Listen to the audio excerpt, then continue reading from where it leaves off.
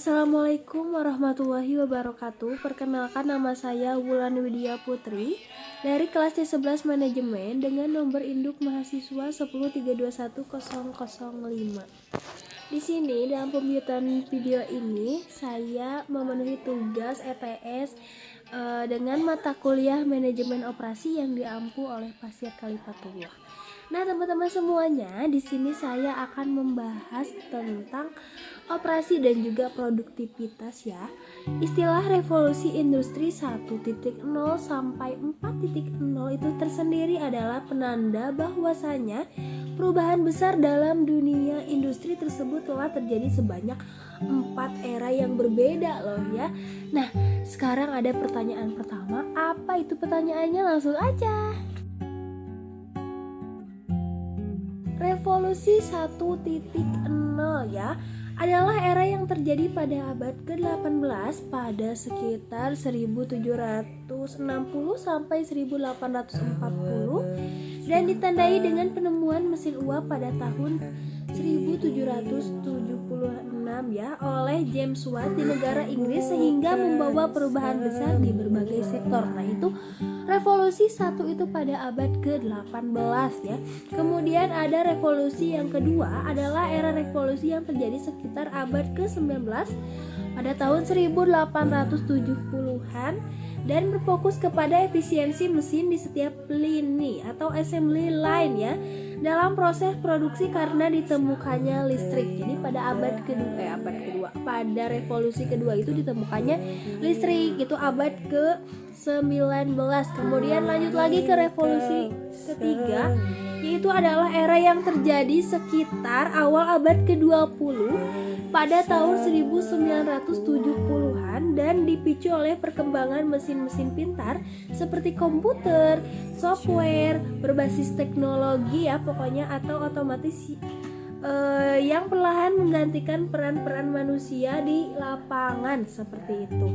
Kemudian juga pada era inilah dimulainya digitalisasi khususnya di dunia industri gitu kan. Kita lanjut lagi ke revolusi keempat, yaitu yang sedang kita jalani, revolusi 4.0, yaitu era yang saat ini kita jalani di mana pengembangan teknologi lebih lanjut seperti internet ya, kemudian juga komputerisasi, terus ada microchip, lot, kemudian kecerdasan buatan AL dan juga lain-lain gitu ya teman-teman.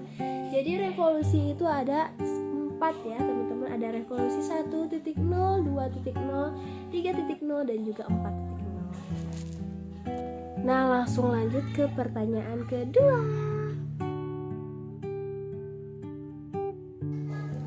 Revolusi keempat ini tidak bisa kita hindari karena maka dari itu pemerintah Indonesia mengeluarkan jurus jitu hadapi revolusi industri 4.0. Pemerintah telah menetapkan 10 langkah prioritas nasional dalam upaya mengimplementasikan peta jalan Making Indonesia 4.0 dari strategi tersebut.